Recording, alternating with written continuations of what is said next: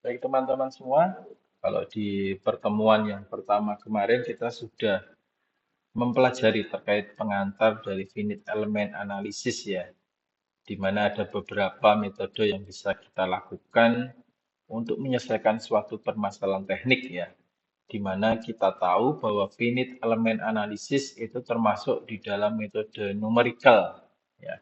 Sekarang kita akan masuk lebih dalam terkait dengan metode finite element analysis yang kita gunakan, teman-teman.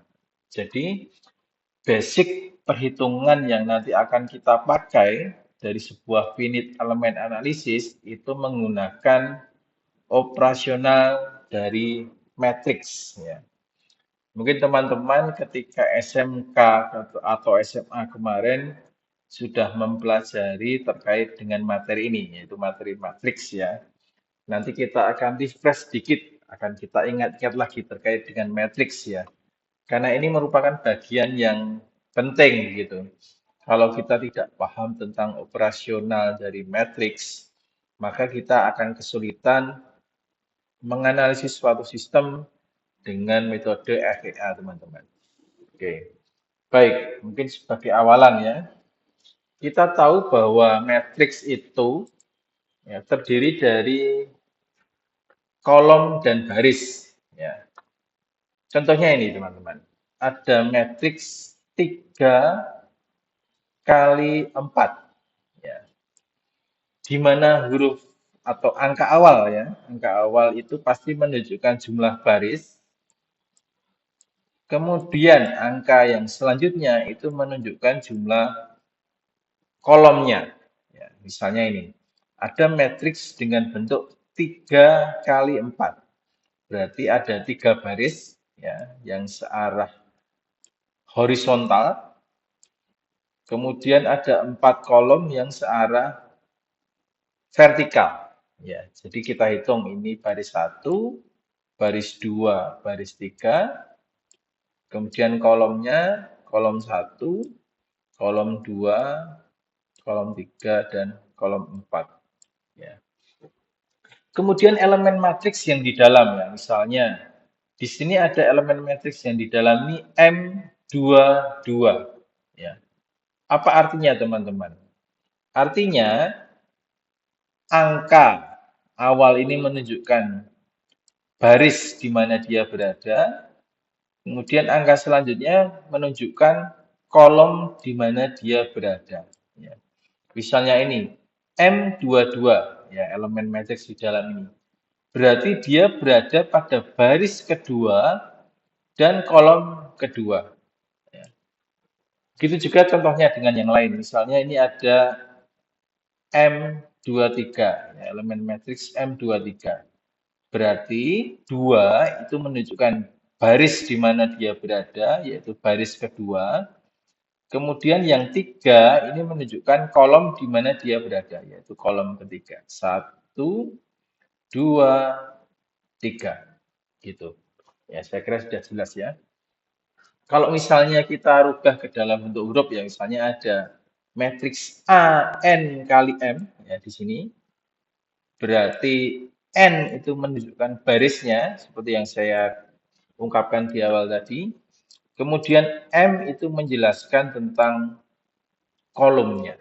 Ya, jadi ada baris, ada kolom, di mana yang disebut pertama itu pasti barisnya.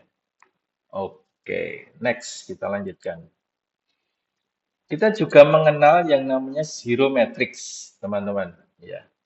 Apa artinya zero matrix? Ya, zero matrix itu matrix yang isinya nol semua.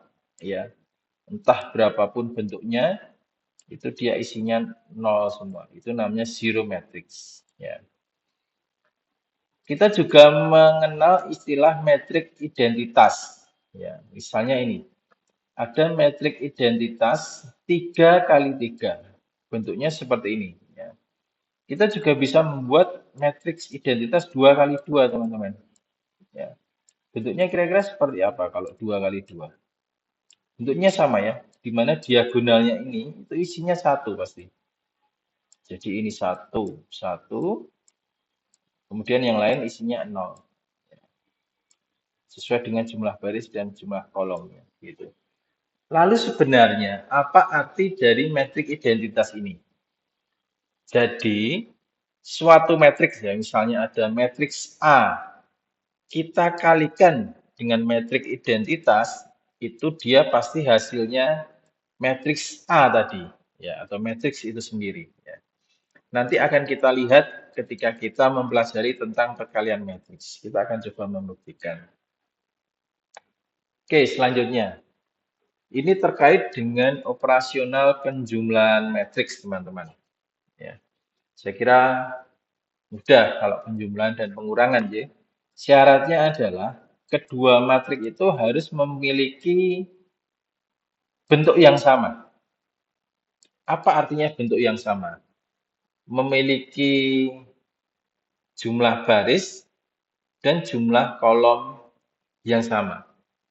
Jadi matriks A dan B itu jumlah barisnya harus sama, jumlah kolomnya harus sama, gitu.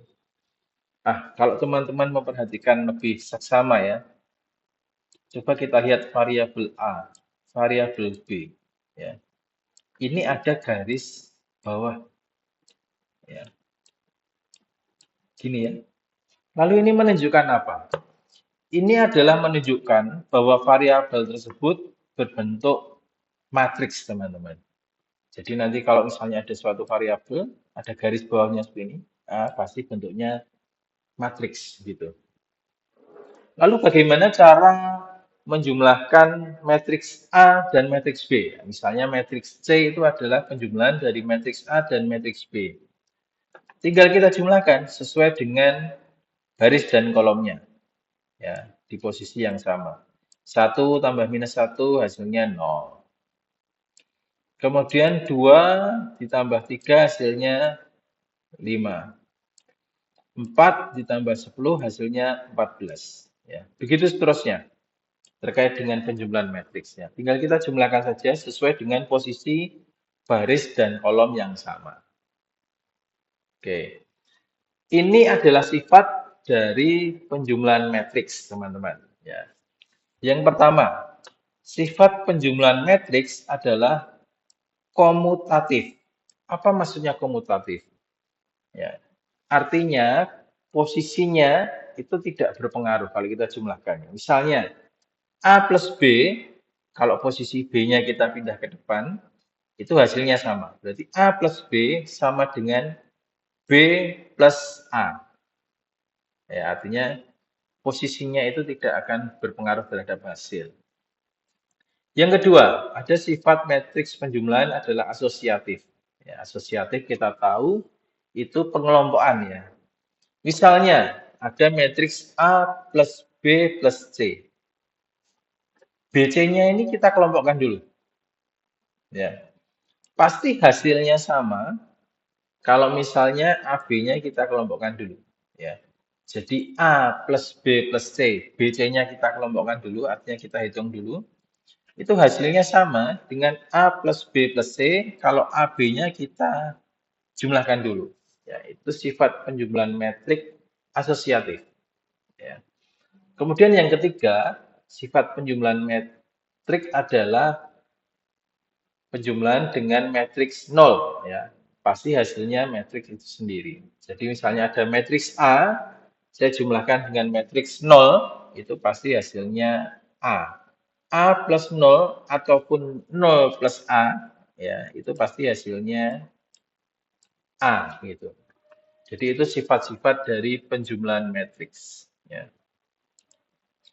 Selanjutnya, kita tahu bahwa besaran di dalam fisika ya, itu ada besaran vektor dan besaran skalar. Matriks adalah termasuk besaran vektor, karena dia nanti memiliki arah. Sedangkan skalar adalah besaran yang tidak memiliki arah, teman-teman. Oke, lalu bagaimana jika metrik saya kalikan dengan skalar? Bagaimanakah hasilnya? Ya tinggal tiap-tiap elemen di dalam matriks itu kita kalikan dengan skalarnya di sini ya. Misalnya 3 kali 1 hasilnya 3. 3 kali 2 hasilnya 6. 3 kali 4 hasilnya 12. Begitu seterusnya untuk elemen yang lain. Ya, tinggal kita kalikan saja. Oke. Kemudian selanjutnya, bagaimana kalau skalarnya minus, teman-teman? Kita tahu A itu bentuknya matriks ya, C itu skalar. Bagaimana kalau skalarnya minus? Ya sama, tinggal kita kalikan saja. Sehingga C kali A, yang misalnya C-nya itu minus 1, berarti hasilnya adalah minus A. Tinggal minus 1 kali 1, minus 1. Ya. Minus 1 kali 2, minus 2. Minus 1 kali 4, hasilnya minus 4. Begitu seterusnya. Ya, saya kira tidak ada masalah. Oke. Kita lanjutkan. Ya. Sekarang kita ada operasional lain dari matriks ya. Namanya transpose. Apa maksudnya transpose, teman-teman? Jadi intinya dari transpose ini itu barisnya menjadi kolom, kolomnya menjadi baris. Seperti kita lihat ya. Misalnya ini ada matriks A dengan elemen seperti ini. Jadi misalnya matriks A-nya ini kita transpose ya. Di sini ada huruf T, berarti dia mengalami transpose ya. Baris pertama dari matriks A itu komponennya apa? 1, 2, 4. Barisnya ini kita jadikan kolom ya, sesuai dengan prinsip dari transpose ya. 1, 2, 4-nya ini jadi kolom. Begitu juga dengan kolom yang matriks pertama, yang matriks A ini. Kolomnya adalah 1, kolom pertama ya, 1, minus 3, dan 9, itu berubah jadi baris yang pertama. Gitu. Jadi, baris menjadi kolom, kolom menjadi baris. Ya. Dalam kasusnya ini, yang sedang kita bahas, itu bentuk matriksnya persegi ya, artinya jumlah baris dan kolomnya sama. 3 baris, 3 kolom. Sehingga kalau kita transpose itu bentuknya masih sama, 3 baris, 3 kolom. Bagaimana misalnya kalau saya punya matriks B, ya, yang bentuknya misalnya 4 kali 2. Kalau matriks B ini saya transpose, maka bentuknya menjadi seperti apa teman-teman? Kalau saya transpose, ya, maka bentuknya karena baris jadi kolom, kolom jadi baris, hasilnya adalah oke, tepat sekali. Hasilnya adalah matriksnya bentuknya 2 kali 4. Ya. Karena yang awal itu ada 4 baris, berarti 4-nya ini jadi kolom. Yang bentuk awal kolomnya 2, ini berubah menjadi baris. Begitu. Itu adalah transpose. Ini adalah beberapa sifat dari metrik transpose, teman-teman. A plus B, kalau kita transpose, itu sama dengan A transpose plus B transpose. Kemudian A transpose, kalau kita transpose-kan, maka hasilnya adalah kembali ke A. Ya, maka sama kan, suatu metrik kalau kita transpose lagi, pasti hasilnya kembali ke awal. Gitu.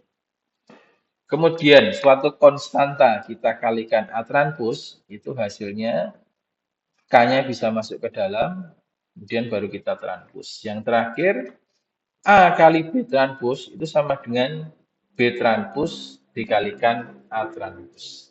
Silakan nanti teman-teman bisa membuktikan sendiri ya, sifat dari metrik transpose tersebut. Baik, ini yang mungkin menjadi bagian yang paling penting ya, terkait dengan perkalian matriks. Karena nanti operasional matriks di belakang teman-teman, kita akan banyak melakukan perkalian matriks. Jadi tolong teman-teman mungkin bisa memperhatikan lebih mendalam terkait dengan perkalian matriks ini. Perkalian matriks ada syaratnya teman-teman. Ya. Misalkan saya punya matriks A M kali R. Berarti M menunjukkan kolomnya, mohon maaf ya. A M kali R. Ya. M itu menunjukkan barisnya, R menunjukkan kolomnya, teman-teman. Kemudian saya punya matriks B dengan R itu adalah barisnya, kemudian N adalah kolomnya. Jadi, syarat perkalian matriks itu kalau kita lihat nih, R dan R-nya ini harus sama ya. Kolom pada matriks pertama harus sama dengan baris pada matriks kedua. Ya. Jadi hasilnya perkalian matriks A kali B itu nanti bentuknya adalah M kali N. Ya. Jadi misalnya kalau kita rubah ke dalam bentuk angka ya, A misalnya itu 4 kali 2, matriks 4 kali 2. B adalah matriks 2 kali 4.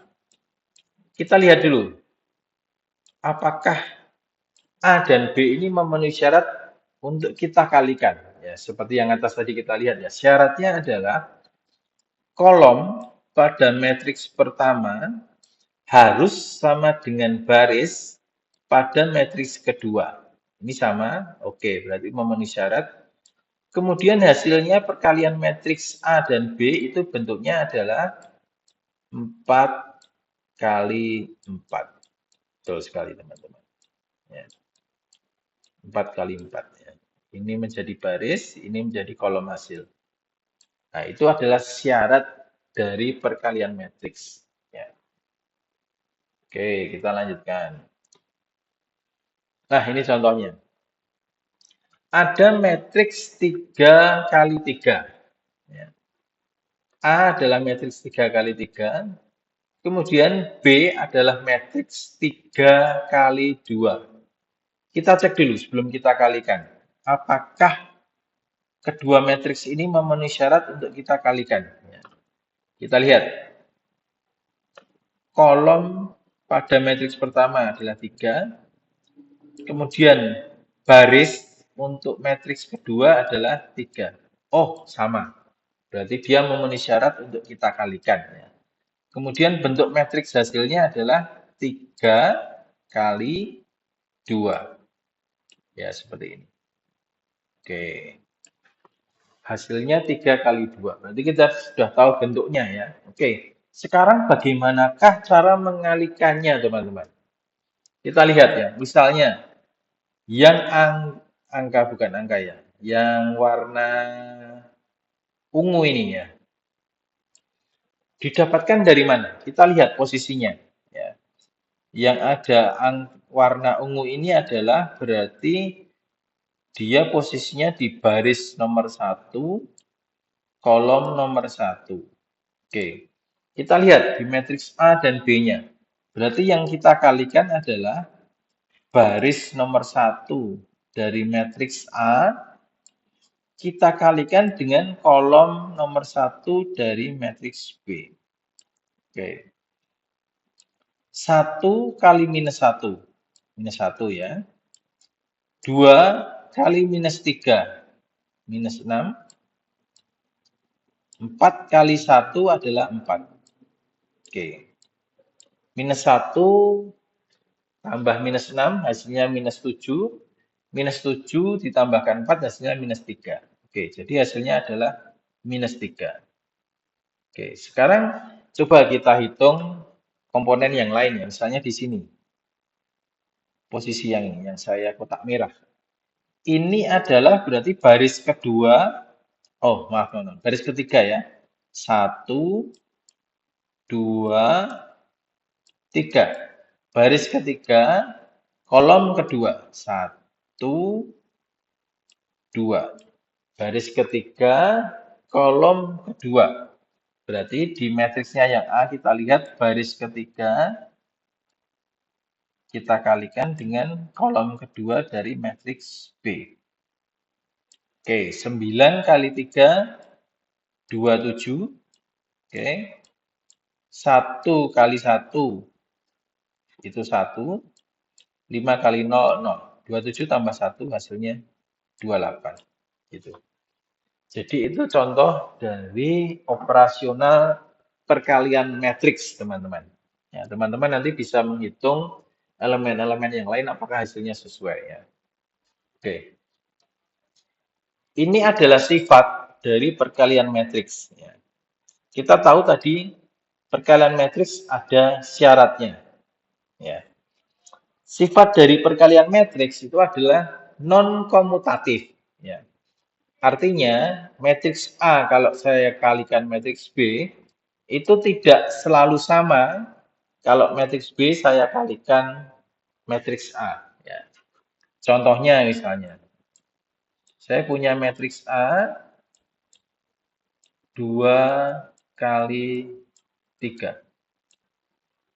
Kemudian matriks B 3 kali 4. Kalau A saya kalikan B, kita cek syaratnya.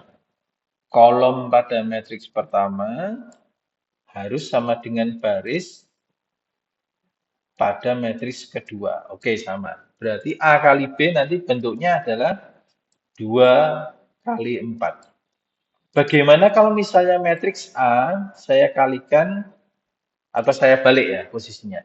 Matriks B saya kalikan matriks A. Apakah itu memenuhi syarat? Oke, teman-teman, coba dilihat ya. Kalau matriks B saya kalikan matriks A itu tidak memenuhi syarat. Kenapa tidak memenuhi syarat? Karena kolom dari matriks B itu jumlahnya 4. Sedangkan baris untuk matriks A jumlahnya 2. Sehingga tidak sama kan? Nah, berarti A kali B itu tidak sama dengan B kali A. Berarti untuk kasusnya matriks B kalau dikalikan matriks A itu tidak bisa, teman-teman. Jadi itu adalah sifat perkalian matriks yang non-komutatif gitu. Oke, selanjutnya kita menginjak ke permasalahan selanjutnya yaitu determinan matriks ya. Determinan ini bisa kita lakukan atau bisa kita cari kalau bentuk matriksnya adalah matriks persegi ya. Apa maksudnya matriks persegi itu? Ya, matriks persegi adalah jumlah baris itu sama dengan jumlah kolomnya. Misalnya, saya punya matriks A 4 kali 4. Itu berarti jumlah baris sama dengan jumlah kolomnya, berarti bisa kita cari determinannya. Tapi kalau jumlah baris tidak sama dengan jumlah kolomnya, itu berarti tidak bisa kita cari determinannya, teman-teman.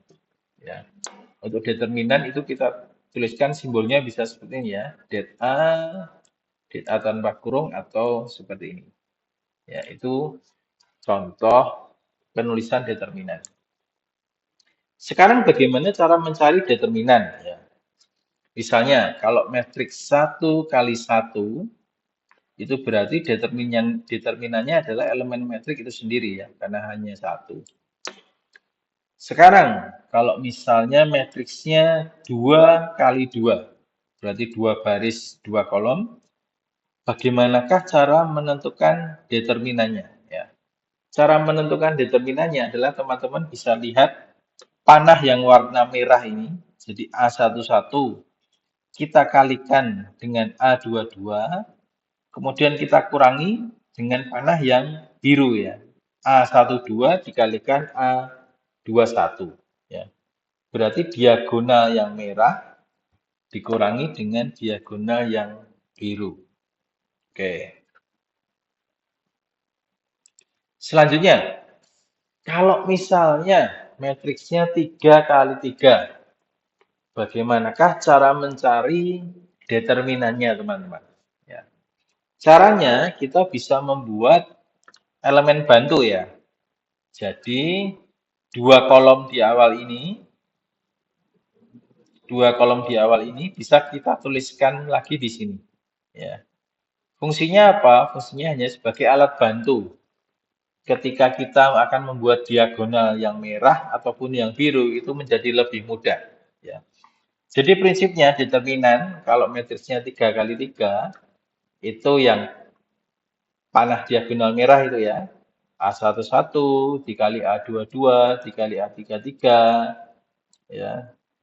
Ditambahkan A12 kali A23 kali A31 begitu seterusnya ya. Jadi yang merah ditambahkan dulu, kemudian dikurangi yang arah diagonal biru ya. Misalnya di sini ada A13 kali A22 kalikan A31. Begitu seterusnya ya. Yang bawah ini kita lihat. Jadi diagonal yang merah ditambahkan dikurangi dengan diagonal yang biru. Oke. Nah, ini contohnya teman-teman. Ada matriks A dengan elemen-elemen sebagai berikut ya. Caranya yang dua elemen awal atau dua kolom awal ini ya, itu kita tuliskan lagi sebagai elemen bantu ya. Kemudian kita cari yang diagonal yang merah dulu. 2 kali 0 kali 2 hasilnya adalah 0. 4 kali 4 kali 2. 4 kali 4 16, 16 kali 2 32. Kemudian minus 3 kali 1 kali minus 1 ya. Berarti minus 3 kali minus 1 hasilnya adalah 3. Kalau kita jumlahkan 35. Dan kita hitung dulu yang diagonal yang biru ya. 2 kali 0 kali minus 3. Hasilnya pasti 0 ya. Karena semua bilangan dikalikan 0, hasilnya adalah 0. Kemudian minus 1 kali 4 kali 2. Berarti 8 kali minus 1 hasilnya minus 8. Kemudian 2 kali 1 kali 4. Berarti 4 kali 2 hasilnya 8. Ini kalau dijumlahkan semua hasilnya 0. Seperti prinsip determinan 3 kali 3 tadi ya. Jumlah diagonal yang merah dikurangi jumlah diagonal yang biru. Berarti 35 dikurangi 0. Hasil determinannya adalah 35. Jadi determinan untuk matriks A dengan elemen-elemen seperti yang tertulis itu adalah 35. Begitu teman-teman. Oke. Sekarang kita lanjutkan ya. Kita lanjutkan sebenarnya ini nanti adalah fungsi totalnya mencari inverse. Nanti kita akan belajar terkait dengan minor, kemudian terkait kofaktor itu adalah untuk mencari inverse. Ya. Pertama, kita mencari dulu apa itu minor. Ya. Gini, jadi misalnya ada suatu matriks A ya dengan elemen-elemen berikut. Bagaimanakah cara kita mencari minor? Ya. Jadi minor nanti kita harus mencari tiap elemen, teman-teman. Misalnya, saya mau mencari minor dari elemen ini. Ya, kita tahu posisinya. A11 itu berarti dia posisinya di baris pertama, kolom pertama. Ya.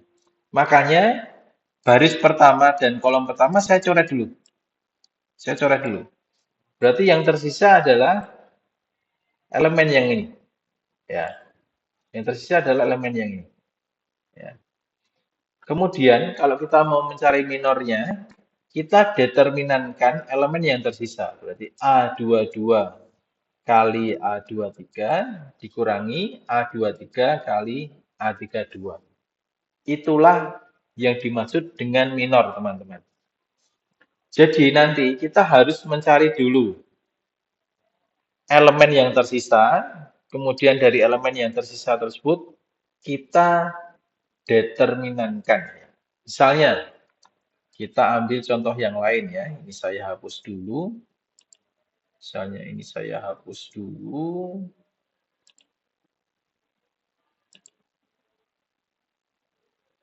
Oke, kita undo dulu. Apakah bisa? Oke, kita undo dulu. Ya. Sekarang misalnya, kita mau mencari minor dari elemen yang di tengah ini, A22. Kita lihat dulu.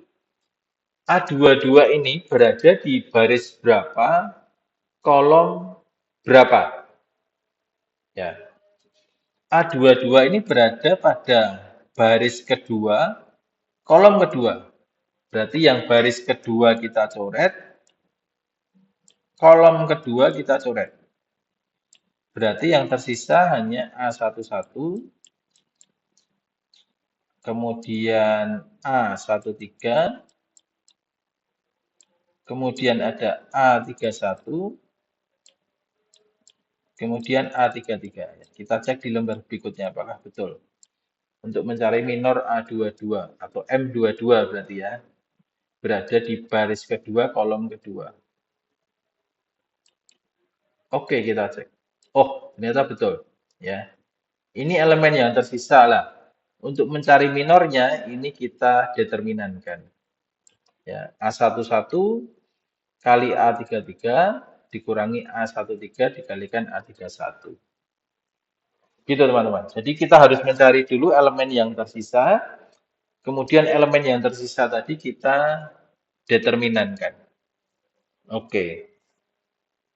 Selanjutnya, setelah ketemu minornya, kita akan melakukan kofaktor matriks. Ya. Kita tadi sudah tahu hasilnya ya, minornya ya. M1J itu minornya. I itu menunjukkan baris keberapa, J itu menunjukkan kolom keberapa. Ya. Jadi, kofaktor nanti itu pengaruhnya hanya merubah A, merubah plus minus dari elemen matriksnya, teman-teman. Misalnya begini, kita lihat elemen A11 ya, elemen A11 itu berarti kan dia posisinya barisnya nomor 1, kolomnya nomor 1, gitu kan? Nah, ini rumusnya misalnya. Minus 1, karena baris pertama, kolom pertama, berarti 1 plus 1, 1 plus 1, kita kalikan dengan minornya tadi. Minornya yang kita cari tadi. Oke, teman-teman. Minus 1 plus 1 itu 2 ya. Berarti minus 1 pangkat 2 itu hasilnya berapa, teman-teman? Minus 1 kuadrat itu kan berarti hasilnya sama dengan minus 1 kali minus 1 ya. Karena minus dan minus, maka hasilnya plus. Ya. Maka yang di sini itu sebenarnya bisa kita buat polanya. Berarti di sini itu plus. Ya. Kemudian misalnya, kita mau mencari kofaktor yang di sebelahnya. Kalau di sini berarti kan ini misalnya berarti baris nomor 1, kolom nomor 2. Ya. Berarti nanti perkaliannya kan berarti minus 1, 1 plus 2. Artinya ganjil ya. Minus 1 pangkat 3. Minus 1 pangkat 3 itu kan berarti minus 1 kali minus 1 kali minus 1. Hasilnya nanti minus. Berarti yang posisi di sini itu nanti pasti hasilnya minus. Ya. Artinya teman-teman ini sudah bisa kita tentukan polanya. Polanya seperti ini. Jadi hasilnya minor tadi tinggal kita kalikan kali 1 atau kali minus 1 sesuai dengan pola yang sudah kita buat di sini. Ya. Oke, mungkin lebih jelas dengan contoh yang ada di berikut. Misalnya saya punya matriks A ya, dengan komponen seperti ini. Ya. Saya mau mencari minornya di sini dulu. Ya, saya mau mencari minornya di sini. Seperti kita tahu ya, posisi ini berarti kan dia berada pada baris ketiga. Maka barisnya ketiga kita coret dulu. Kemudian berada pada kolom ketiga. Makanya kolom ketiga kita coret dulu. Yang tersisa adalah elemen 2410. 2410. Elemen ini kita cari determinannya. 2 kali 0, 0. 4 kali 1, 4. Berarti 0 kurangi 4, itu hasilnya minus 4. Lalu minornya ini saya kofaktorkan. Ya, posisinya kan di sini kan berarti. Berarti tinggal saya kalikan dengan plus 1. Ya. Karena dia baris 3, kolom 3 kan berarti 3 plus 3 kan. Berarti 6. 6 itu kan genap. Berarti minus 1 kalau pangkat genap itu kan hasilnya pasti plus ya. Berarti minus 4 tinggal kita kalikan dengan plus 1. Hasil kofaktornya adalah minus 4. Begitu teman-teman.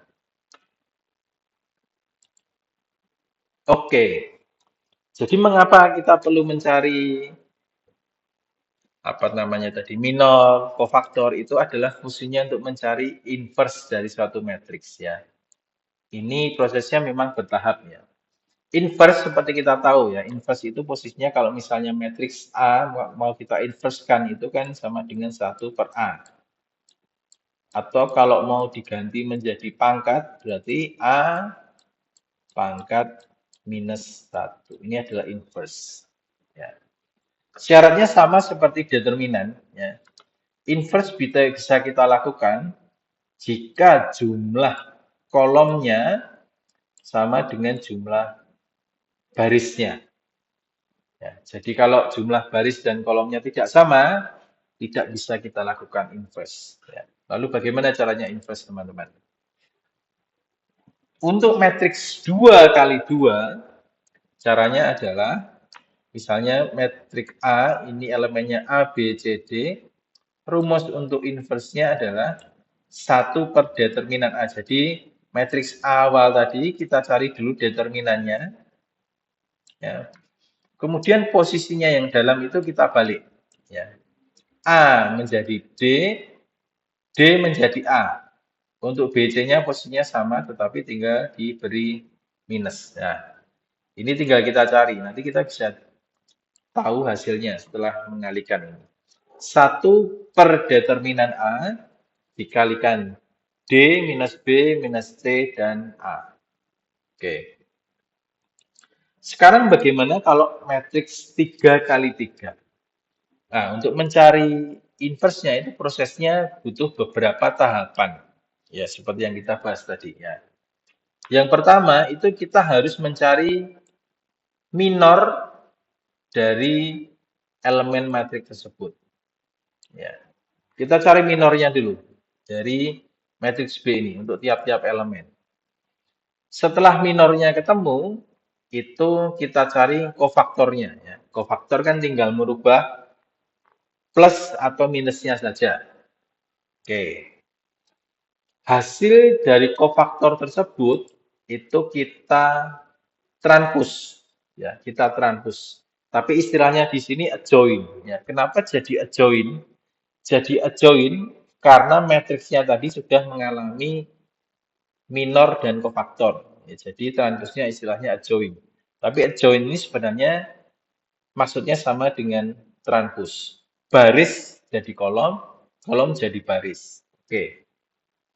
Kemudian kita hitung dulu determinan matriks awal ya.